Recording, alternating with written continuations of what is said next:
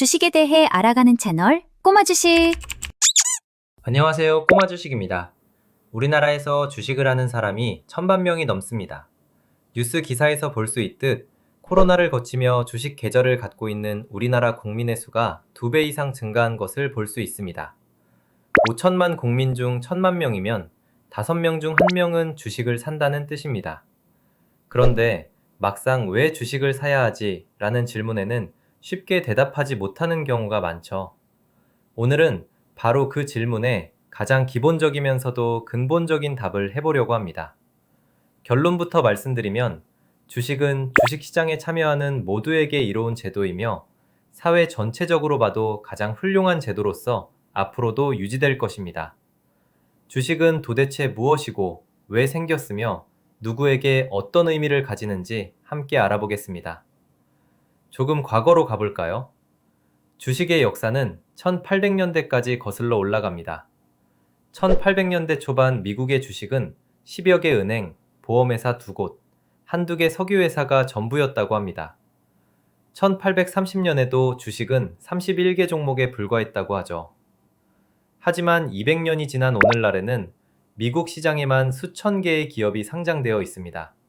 또 지난 한 세기 동안 미국 시장의 주식은 평균 9.5% 성장해 왔습니다. 무려 100년이나 성장해 온 것입니다. 세계 경제가 성장해 온 핵심에는 생산성 향상이 있습니다. 1900년대 초 미국에는 약 1100만 명이 농업에 종사했고 옥수수 생산량은 약 7300만 톤이었다고 합니다. 하지만 트랙터와 같은 기술이 등장하면서 같은 면적에서 무려 3억 8천만 톤, 약 5배의 생산량을 내게 되었고 그 과정에서 농업 인구는 300만 명으로 오히려 감소하였습니다. 인당 생산성만 따져도 약 18배의 향상이 있었던 것입니다. 이처럼 기술의 발전이 생산성을 향상시키고 남은 인적 자원은 다양한 산업으로 이동하며 세계는 더욱 빠르게 성장해 왔습니다. 이 변화는 미국만의 이야기가 아닙니다. 한국 역시 불과 수십 년 전만 해도 농업 비중이 높았지만 기술과 산업 발전을 통해 급격한 변화를 겪었습니다. 1960년대 한국의 1인당 GDP는 약 150달러 수준이었지만 제조업과 IT 산업의 발전으로 현재는 3만 달러를 넘어섰죠. 자동차, 반도체, 조선 등 첨단 산업에서 생산성이 폭발적으로 향상되며 한국 경제 역시 세계 시장에서 중요한 위치를 차지하게 되었습니다. 이렇게 생산성이 높아질수록 다양한 기업이 생겨나고 성장했으며 이 기업들은 자본을 조달하기 위해 주식시장에 진입했습니다. 그리고 이 생산성의 발전은 앞으로도 멈추지 않을 것입니다. 즉, 앞으로도 새로운 기업과 투자 기회는 계속해서 등장할 것입니다.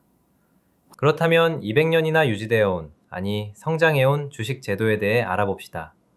주식을 거래할 때는 크게 세 가지 이해 당사자가 등장합니다.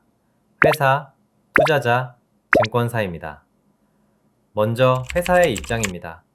회사를 성장시키려면 자본, 즉 돈이 필요합니다. 돈을 구하려면 은행에서 돈을 빌릴 수도 있지만 모든 회사가 은행에 가서 돈을 빌릴 수는 없을 것입니다. 이때 나온 것이 주식 제도입니다.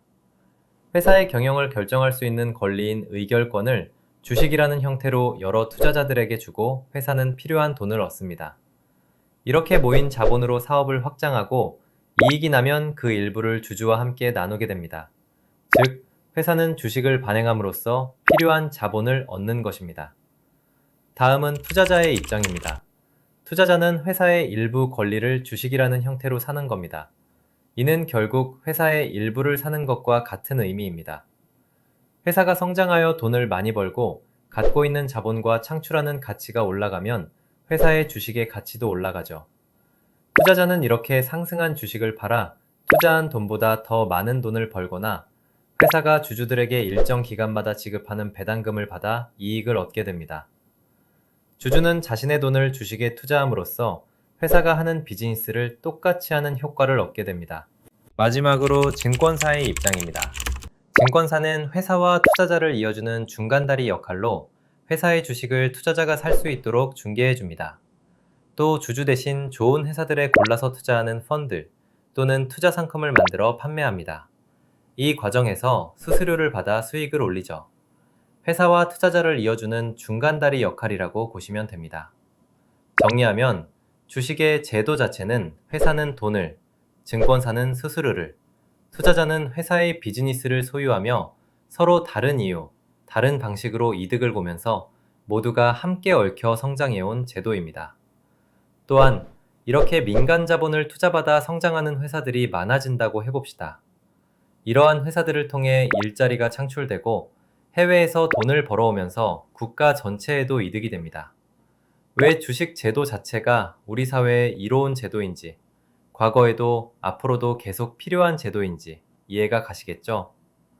그렇다면 주식은 완벽한 제도일까요? 사실 그렇지 않습니다.